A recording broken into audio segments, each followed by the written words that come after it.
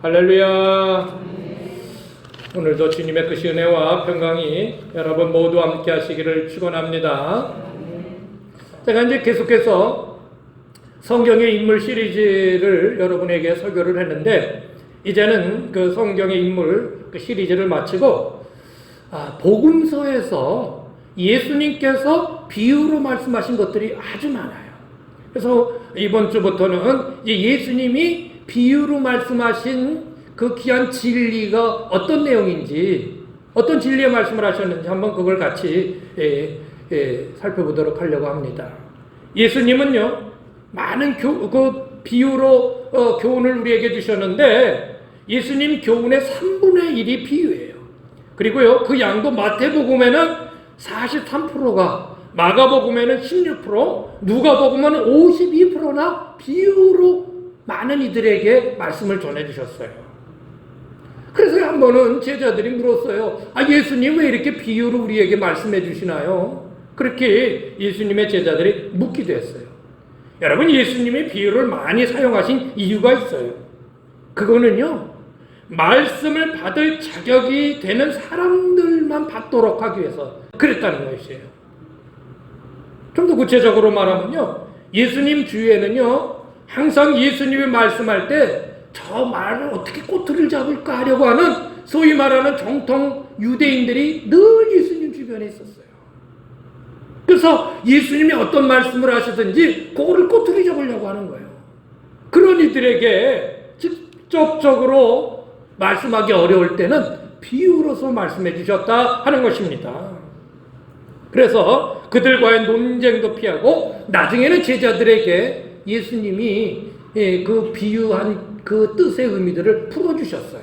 그들 예수님의 제자들만 있을 때 그랬다는 것이죠. 그러면서 제자들이 왜 비유로 말씀해 주시냐 하는 것에 예수님 이렇게 답을 하셨죠. 읽어보실까요? 시작. 대답하여 이르시되 천국의 비밀을 아는 것이 너희에게는 허락되었으나 그들에게는 아니 되었다. 예수님의 말씀을 꼬투리 잡으려고 하고 비방하려고 하는 그들에게는 천국의 말씀이 허락되지 아니었다. 예수님이 이렇게 말씀하신 것이죠. 또 예수님의 비유로 말씀하신 이유는요, 이 땅에 없는 것들을 설명하시기 위한 어쩌면 궁여지체? 아니, 어쩌면 최대한의 효과적인 방법이었다. 그렇게 설명드릴 수 있습니다. 이 땅에 없는 것들. 예를 들어서요, 예수님이 비유를 가장 많이 하셨던 마태복음 13장에 보면요, 예수님은 천국에 대해서 설명하시는어요. 천국은 이런 것이다라고 설명을 하는데, 여러분 생각해 보십시오. 이 땅에 없는 천국을 어떻게 설명할 수 있을까? 뭐 비슷한 거라도 좀 있어야 설명을 할 텐데, 이 땅에는 없잖아요. 천국은 하늘나라에 있는 거잖아요. 어떻게 설명할 수 있을까요? 우리가 사용하는 이 땅에 존재하는 어떤 말로, 어떤 형용사로 천국을 표현한들 정확하게 표현할 수 있겠냐요. 그저 좋다, 아름답다, 황홀하다, 기쁜 곳이다, 뭐 그 정도밖에는 더 설명할 수 있겠어요? 근데 그것조차도 부족한 거예요. 천국에 대해서 설명하려니. 그래서 예수님은 이 땅에 사는 사람들이 제일 좋아할 때가 어느 때냐? 그거를 비유로 해서 천국이 그렇게 좋은 곳이다라는 것이에요. 그래서 마태복음 13장에 보면 천국은 마치 이와 같으니, 어떤 사람이 아주 귀한 진주를 발견했어. 너무 즐거워. 그런 거와 같다는 거죠. 어떤 사람이 천국은 마치 어떤 사람이 밭에서 일을 하다가 보물을 발견한 것과 같으니, 보물을 발견했을 때 얼마나 좋아하겠어요. 천국이 마치 그와 같은 거. 그렇게 비유로서 설명을 해주니까 그들이 그나마 천국에 대해서 이해를 할 수 있었다라는 것입니다. 그래서 어떻게 보면 예수님이 비유로 해주신 거는요, 가장 최선의 방법이 아닐까, 그런 생각을 하게 되는 것입니다. 또 예수님께서 천국을 비유로 말씀하신 거는요, 그들의 삶 속에서 가장 쉽게 볼 수 있는 경험들을, 그런 일들을 비유로 사용해서 그들에게 좀 더 친근하게 다가가기 위해서 비유로 사용하셨다는 것입니다. 저도요, 가끔 이제 예화를 들을 때가 있지요. 근데 저는 이제 될 수 있는 대로 제가 경험한 그 일들을 예화로 저는 들으려고 애를 써요. 그래서 가끔 여러분에게 제 어릴 적 시절에 시골 이야기들 가끔 해줬죠? 그러니까 마음에 혹 와닿죠? 예. 제가 경험한 그 시골 이야기들, 여러분이 다 시골에서 사셨으니까, 이제 그런 거를 하면서 비유로 이렇게 예화를 들어주니까 더 쉽게 느끼잖아요. 그런 것처럼 그 시대에 일어나는 모든 일들과 그들이 경험하는 일들을 비유로서 예수님은 설명함으로써 좀 더 친근하게 그 말씀 안에 다가올 수 있었다는 것입니다. 그래서 비유를 많이 사용하셨다. 그래서 이번 주부터는 이제 예수님이 비유를 사용하신 그런 어떤 비유를 사용하셨나를 하나하나 이제 보려고 합니다. 오늘 말씀은요, 씨 뿌리는 비유입니다. 이거는 뭐 이스라엘 나라에서 아주 평범한 일이에요. 뭐 때가 되면 밭에 씨를 뿌리는 거, 그리고 돌밭이 있는 거, 가시덤불이 있는 거, 이거는 아주 그들이 평범하게 보아왔던 그런 모습들이죠. 예수님은 그것을 가지고 예수님은 그들에게 비유로 설명하셨어요. 어떤 사람이 씨를 뿌리러 나가서 씨를 뿌리는데 그 씨가 길에 떨어진 거예요. 길에 떨어지니 그냥 말라비틀어지고 새들이 와서 쪼아 먹었다는 것이죠. 또 때로는 돌 위에 씨가 뿌려졌는데 돌 위에는 약간의 흙이 있어서 씨가 싹이 나다가 그만 뿌리가 깊지를 못해서 말라버렸다. 잘 알 수 있는 이야기죠. 어떤 곳에는 씨를 뿌렸더니 가시덤불에 떨어져서 자꾸 그 싹을 들싸가지고 결국 자라지 못했다. 이런 얘기예요. 근데 어떤 씨는 좋은 땅에 뿌려져가지고 많은 열매를 맺었는데 100배, 60배, 30배를 맺었더라. 이 얘기를 해주는 것입니다. 자, 이 말씀의 의미가 뭘까요? 씨 뿌리는 이는 누굴까요? 우리 주님 예수님이시고요. 오늘날 또 우리에게 들려주시는 하나님이에요. 하나님. 그럼 씨는 뭘까요? 천국의 말씀. 하나님의 말씀이에요. 하나님께서 오늘날 우리에게 천국의 말씀을, 하나님의 말씀을 여러분 심령의 밭에 뿌리는 거예요. 뿌리는 거예요. 근데 어떤 이는 길가 바친 심령을 가지고 있는 사람이 있고, 어떤 이는 돌밭 같은 심령을 가진 사람도 있고, 어떤 이는 가시덤불 같은 심령의 밭을 가지고 있는 사람도 있고, 어떤 사람은 좋은 밭의 심령을 가지고 있는 사람이 있더라는 것입니다. 자, 여러분, 씨는 문제가 없어요. 씨는 하나님의 말씀이 문제가 있나요? 없죠. 중요한 거는 그 말씀을 받는 밭이 문제인 거죠. 오늘 예수님께서 말씀해 주신 이 네 가지의 밭이 어떤 의미를 우리에게 주는지, 또 내 자신의 심령을 한번 점검해 보면서 나는 어떤 밭인가, 어떤 밭이 되어야 하는가, 우리가 하나님의 말씀을 같이 살펴보도록 하겠습니다. 첫 번째 밭은 뭐라고요? 길가밭이라는 것입니다. 길가밭. 씨가 길가에 뿌려졌어요. 싹이 날 수 있어요? 없습니다. 그래서 그만 새들이 와서 다 쪼아 먹었지요. 예수님께서 왜 이 말씀을 하셨을까요? 길가밭은 도대체 뭘까요? 이것은요, 세상에 많은 사람들이 통행하는 길에 씨가 뿌려졌다는 그것은 세상 사람들의 논리와 가치관으로 내 심령의 밭에 길이 나버렸다는 것입니다. 세상의 것들이 내 마음을 차지해서 이미 내 마음이 굳어버렸다는 것입니다. 그리고 그것이 내 안에 강력한 고집이 되고 아집으로 변해서 그 어떤 말도 허용하지 않는 것입니다. 세상 사람들의 논리, 세상 사람들의 상식, 세상 사람들이 말하는 그 모든 말, 그리고 그들이 생각하는 모든 생각들이 그것이 내 마음에 가득 차 있으니 하나님의 말씀이 어떻게 내 심령 위에 심어질 수 있겠는가? 그게 길가밭이라는 것입니다. 당시 유대인들은요, 예수님의 말씀을 받아들이지 않았습니다. 그 이유가 무엇일까요? 자신들이 가지고 있는 율법적 지식이 많다는 거예요. 그리고 예수님을 배척합니다. 우리가 가지고 있는 생각이 맞다는 겁니다. 우리가 가지고 있는 지식이 맞다는 겁니다. 그리고 받아들이지 않는 거예요. 여러분, 가장 무서운 사람이 어떤 사람인지 아십니까? 절대적으로 내 말이 맞다는 것입니다. 다른 사람을 허용하지 않습니다. 다른 사람의 말을 받아들이지 않습니다. 나가 맞다는 거예요, 내가. 예. 북한의 최고 지도자 김정은이요. 김정은은 그들이 인민들에게 있어서 그는 아주 신적인 존재입니다.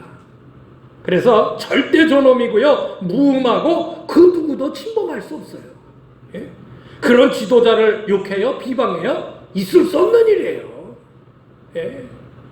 그냥 김정은이가 신이요. 누구의 말을 듣지 않습니다. 누가 반대면 그냥 바로 숙청시킵니다. 우리나라 정치의 가장 큰 문제점이 뭔지 아십니까? 상대를 인정하지 않습니다. 우리만이 맞다는 것입니다. 우리가 하는 일은 다 옳다는 거예요. 우리나라의 정당이나 정부나 그런 사람들이 자신들의 정책을 펴나갈 때 분명히 잘못된 것이 있습니다. 그러면 인정을 해야죠. 이렇게 하다 보니까 이런 부족한 부분이 있었다고 솔직히 인정을 해요. 안 해요, 안 해요. 한 번도 저는 아주 정식으로 인정한 적을 내가 본 적이 없어요. 본 적이 없어. 그러니까 매일 싸우고 욕하고 비난하는 거예요. 우리가 맞다는 거예요. 증거가 드러났는데도 아니라는 거예요. 그러니 우리나라 정치가 어떻게 발전할 수 있어요? 지금 대통령제 선거가 내년이니까 얼마 안 남았는데요. 어떻든 그냥 지금 더 아주 혼란스러워요. 혼란스러워.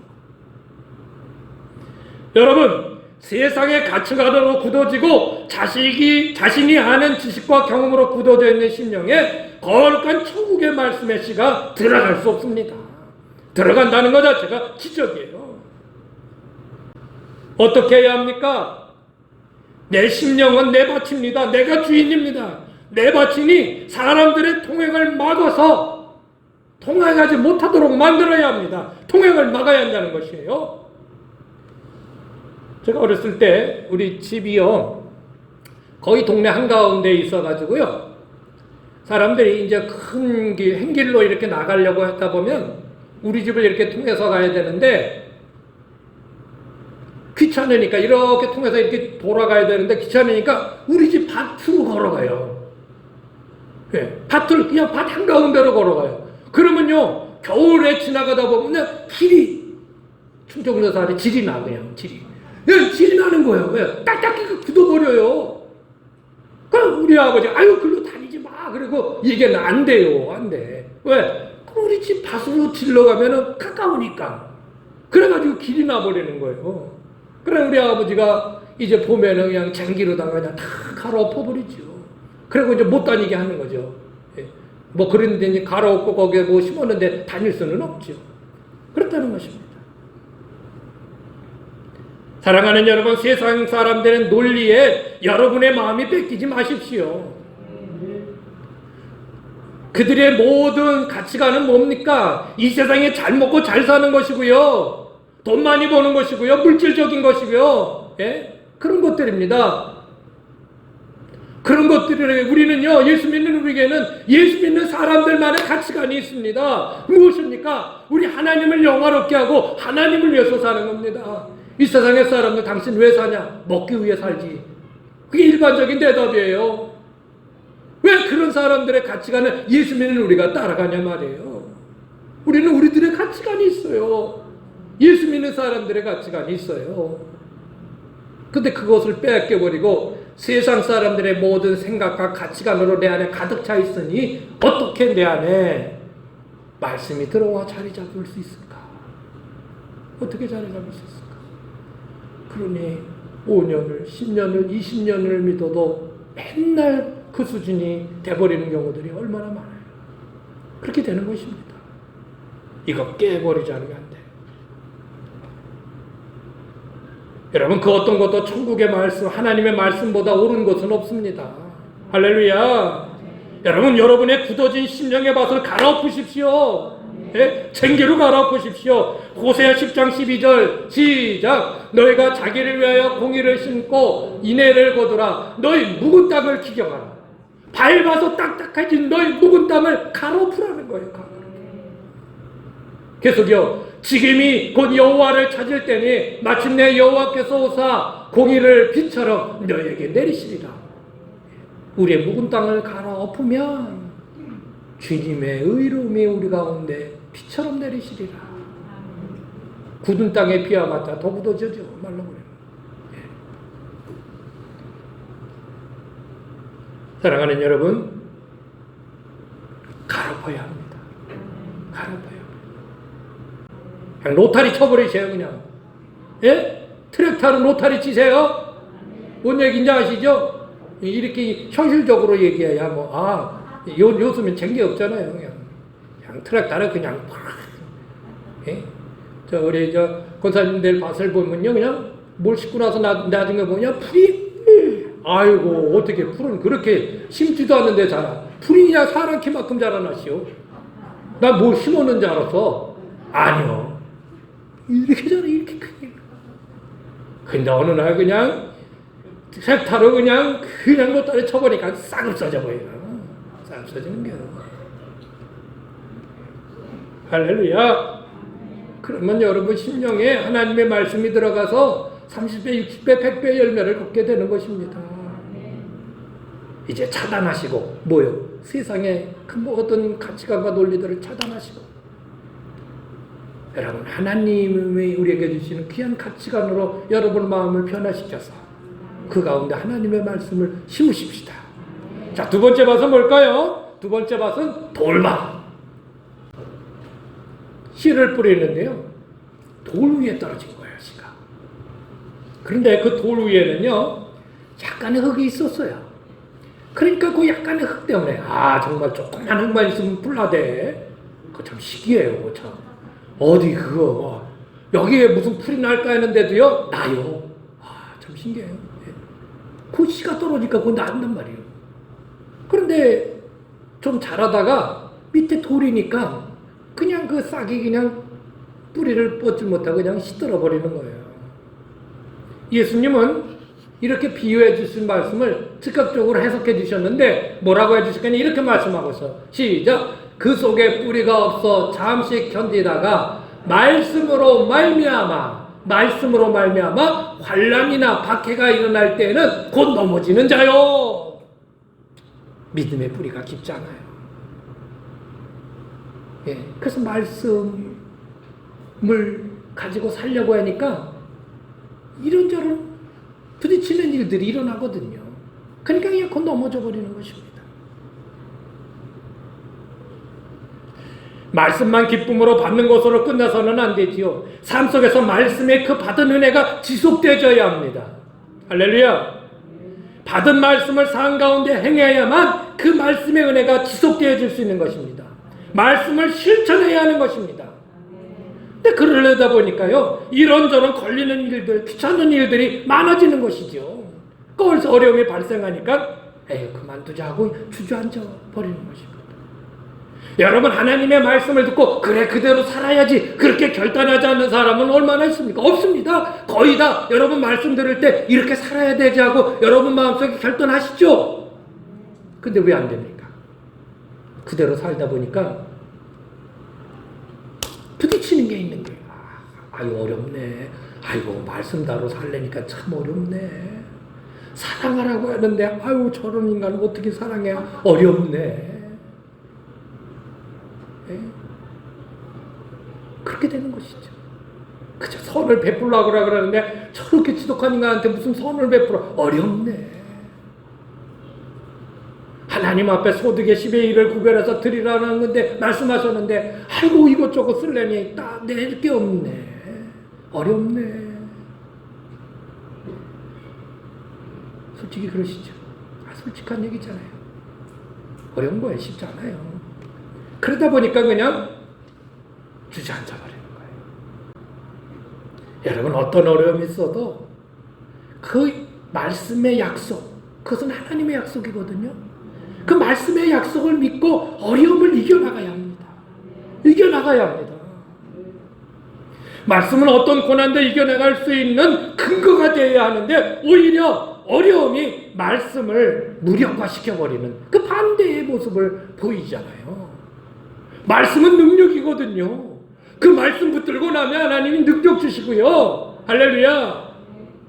그 말씀에 약속한 것들을 이루어 주시거든요. 근데 그 단계를 못 넣고 힘드니까 그냥 주저앉아 버리는 것이죠. 여러분, 씨를 뿌리러 나가서 싹이나 하는데 여러분 보시지만 한번 그 씨만 뿌려놓고 끝나는 겁니까? 예? 감을 때는 물 줘야 되고요. 풀나면 풀 뽑아줘야 되고요. 여러 어려움들이 많잖아요. 그래서 씨를 잘 자라게, 줄기가 자라게 해야죠. 어려움이 있어도 그거 이겨내야죠. 그래야 결국은 열매를 맺게 되는 것입니다. 할렐루야.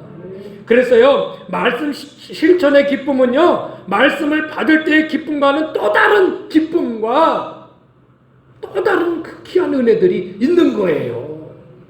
여러분은 단순히 말씀을 듣는 기쁨으로 끝나지 마시고요, 그 말씀을 행해 보십시오. 그러면요, 정말 또 다른 기쁨이 있다니까요. 또 다른 기쁨이 있는 거예요. 예수 믿는 사람들은 그런 기쁨 가지고 사는 것이죠. 예. 할렐루야. 그런데 요즘 그리스도인들은요, 말씀만 기분 좋게 받겠다는 생각만 가지고 있어요. 뭐 힘들게 그 말씀 따라 살아야 하나? 그저 나는 말씀만 듣겠다는 생각이 아주 강해요. 물론 다 그렇지는 않죠. 저는 절대로 우리 성도님들 중에 그런 모습을 보지는 않았습니다. 말씀 가지고 살려고 애씁니다. 그러나 이 시대에 많은 그리스도인들이 그냥 주일날 하러 가서 그냥 좋은 목사님 설교 한번 듣고 오자. 예? 그 정도로만 신앙생활을 마치려고 하는 사람이 꽤 많다는 것이에요. 여러분, 말씀을 받는 기쁨으로만 머물지 않기를 바랍니다. 열매의 기쁨은 싹이 나는 기쁨보다요 30배, 60배, 100배의 기쁨이 더합니다. 30배, 60배, 100배를 열매를 거뒀다고 하지 않습니까? 예? 그렇게 하기 위해서는 어려운 가운데도 그 은혜의 말씀을 붙들고 모든 어려움들을 극복해 나가시길 바랍니다. 그렇게 하십시다. 예? 네. 세 번째는 뭘까요? 가시떨기밭이에요. 가시덩굴. 요 앞에도 아주 가시덩굴이 많더만요. 예, 가시덩굴. 예. 뭐 하나 심어놨는데 그냥 콩 하나 심어놨는데 가시덩굴을 계속 이렇게 막 둘러보셔요. 씨를 뿌리는데 그 가시떨기밭에 뿌려지는 거예요. 그게 좋아요. 거기는. 그래서 좀 잘하는데 가시덩굴이 힘이 감아버려서 성장을 방해하는 것입니다. 자, 예수님은 이것을 뭐라고 말씀하셨을까요? 보세요. 시작. 가시떨기에 뿌려졌다는 것은 말씀을 들으나 세상의 염려와 재물의 유혹에 말씀이 막혀 결실하지 못하는 자요. 세상에 각종 염려할 것들, 그저 그 염려는 대부분 무엇을 먹을까, 무엇을 마실까, 무엇을 입을까의 염려죠. 재물의 유혹, 재물 따라가는 것입니다. 예? 결국 세상의 유혹을 받아 자라지 못하게 되는 것이죠. 세상을 이겨야 되는데 세상의 것들이 너무 달콤해요. 세상의 것들이 마치 골리앗처럼 우리를 아주 억압해요. 막 세상의 것들이 우리를 휘감아요. 그러니까 아이고 기죽어 하고 그냥 기죽어 버리는 거예요. 성경은요, 세상의 유혹의 전형적인 세 가지를 말씀하고 있어요. 시작. 이는 세상에 있는 모든 것이 육신의 정욕과 안목의 정욕과 이상의 자랑이니 다 아버지께로부터 온 것이 아니요 세상으로부터 온 것이라. 육신의 정욕, 안목의 정욕, 이생의 자랑. 이 세상 사람들이 추구하는 것들, 이 세상 사람들에게 가지고 있는 것들, 결국 이거 한마디로 말하면요, 세상의 욕심들을 얘기해요. 세상의 각종 욕심들이 우리를 계속 휘휘 감아버리는 것이죠. 이런 욕심이 내 안에 있는 한 말씀을 통한 성장의 성장해서 열매를 기대할 수 없는 것입니다. 여러분, 세상도 좋고 하나님도 좋고 양다리 거칠 수 없어요. 우리의 목적은 하나님이죠. 세상의 목적이 아니에요. 그 두 가지 목적을, 두 마리 토끼를 다 잡을 수 없어요. 하나님 안에 이 땅에 있는 것들, 세상에 있는 것들이 있잖아요. 하나님이 최우선이죠. 할렐루야. 근데 기웃거리면서 요쪽 쫓다가 요쪽 쫓다가, 예? 요쪽 쫓다가 요쪽 쫓다가. 여러분의 신앙이 어느 단계에 가서는요, 선택의 기로가에 놓일 때가 있어요. 정말 내가 이제 선택하고 살아야 되겠다라고 하는 선택의 그 기로에 놓일 때가 있어요. 그때 하나님을 선택하시기를 바랍니다. 하나님을 선택하세요. 물론 하나님을 선택한다는 것이요, 세상을 떠나 상관없는 곳에 산다는 그런 말은 아니에요. 쉽게 말해서 나는 자연인이다, 그것도 텔레비 프로 있던데, 그런 세상 향해서 그냥 산속에 들어가서 자연인이 돼서 살라는 그런 말이 아니단 말이죠. 이 세상에 살면서 나의 최고는 하나님이시다. 나의 목적은 하나님이시다. 내가 지금 하는 일은 결국 하나님께 영광 돌리고 하나님을 위한 일이다. 이런 가치관과 그런 마음을 가지고 살아야 된다는 거예요. 내 욕심을 이루기 위해서 하나님 모두 주시고 모두 돈도 얼마 주시고 사업도 잘 되게 하시고 모두 잘 되게, 내 자식도 잘 되게 하시고 모두 다 잘 되게 하시고, 그게 나쁜 건 아니지만 그게 목적이 돼버려서 하나님을 자꾸 거길 갖다 이제 끌어들이는 거죠. 그런데 필요한 하나님 아니에요. 하나님, 당신은 나의 최고이십니다. 내가 무엇을 위해 하나님께 영광을 돌리리까? 사랑하는 여러분, 여러분의 주된 관심은, 주된 목적은 하나님이 되시기를 원합니다. 예. 그렇지 않으면 끊임없이 유혹에 시달리게 되고요, 그런 것들에 발목을 잡혀서 온전한 성장을 이루지 못하는 것이 되는 것이죠. 여러분, 끊임없이 타오르는 세상적 욕심에서 벗어나 거룩한 하늘의 백성의 길을 가는 여러분 모두가 되시기를 주의 이름으로 부탁을 드립니다. 자, 마지막 네 번째 밭은 뭘까요? 좋은 밭이죠. 뭐 더 얘기할 것도 없어요. 앞에 모든 제약적인 것들에 없는, 그런 것들이 없는 밭을 얘기하는 것입니다. 그것이 좋은 밭입니다. 그러면요, 좋은 밭을은요, 열매를 맺게 되는데요, 100배, 60배, 30배, 1배를 간둔다는 것입니다. 보통 이스라엘 나라 땅에서 제가 자료를 찾아보니까요, 그저 열매는 10배 정도 거두면 아주 정상적이고 좋은 열매로 그렇게 이야기를 합니다. 10배. 심은 거에 10배. 그것도 대단한 거라는 거죠. 그런데 우리 하나님, 우리 예수님은요, 그 10배가 아닌 30배, 60배, 100배를 거두게 한다고 우리에게 말씀하고 있는 거예요. 아, 10배보다 높은 30배, 60배, 100배. 30배, 60배도 엄청난데요, 이삭은요, 그의 흉년의 때에 농사를 수확을 했는데 몇 배를 거뒀다고요? 100배를 거뒀다는 거는요, 이 엄청난 거예요. 하나님 엄청난 축복이에요. 여러분, 창세기 26장 12절 읽어보세요. 그해 흉년이 들었는데 다른 사람들은 다 죽는다고 난리치는데 이삭은요, 농사를 졌는데 100배를 거두게 했다라. 할렐루야. 상상할 수 없는 엄청난 기쁨과 축복을 누린 것이죠. 그러므로 좋은 밭을 통해 거두는 열매의 기쁨은요, 즉 우리의 삶 속에서 누리는 기쁨은요, 상상 초월. 할렐루야.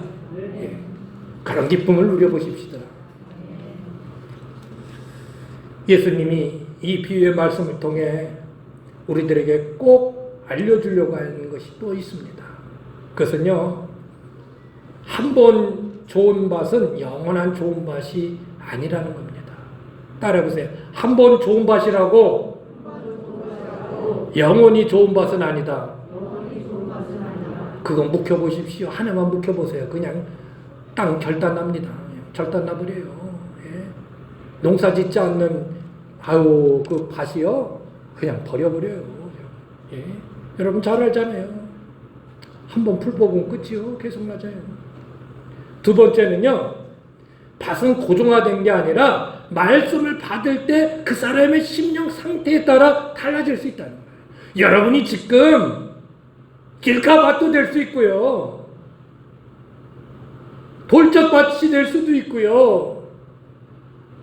가시덤불밭도 될 수 있고 옥토밭도 될 수 있는 거예요. 오늘 옥토밭이 된 사람이 다음 주에는 돌짝밭이 될 수도 있고요. 예? 항상 그래요. 아유, 나는 길가밭인데 무슨 기대를 할 수 있으랴, 이런 생각을 해서는 안 되고요. 여러분이 말씀을 듣고 그 말씀을 붙들고 굳건히 나가면 그 사람은 다 좋은 밭이 되는 것입니다. 뭐 어떤 따로 정해져 있는 밭은 아니에요. 세 번째는요, 우리의 목표는 좋은 밭이 되는 것입니다. 할렐루야. 그러기위해서 늘 강조하는 우리 신앙생활의 표준 안에 있어야 돼요. 다른 거 아니잖아요. 목사가 여러분에게 뭘 요구합니까? 열심히 말씀으로 생활하십시오. 한 시간 있을 때마다 열심히 기도하십시오. 하나님 앞에 예배하는 것을 게을리하지 마십시오. 가능한 한 참여할 수 있는데 열심히 참여하십시오. 이게 다 옥토밭을 만드는 과정들인 것입니다. 여러분 모두가 이렇게 옥토밭이 되시길 바랍니다. 말씀을 마칩니다. 오늘 예수님의 비유 말씀 첫 번째 씨 뿌리는 비유를 통해서 열매 맺지 못하는 밭에서 벗어나서 좋은 밭이 되자. 그래서 30배, 60배, 100배의 기쁨을 누리는 우리 모두 옥토밭이 되십시다. 따라해보세요. 옥토밭이 되자. 좋은 밭이 되자. 그런 여러분 모두가 되시기를 축원합니다.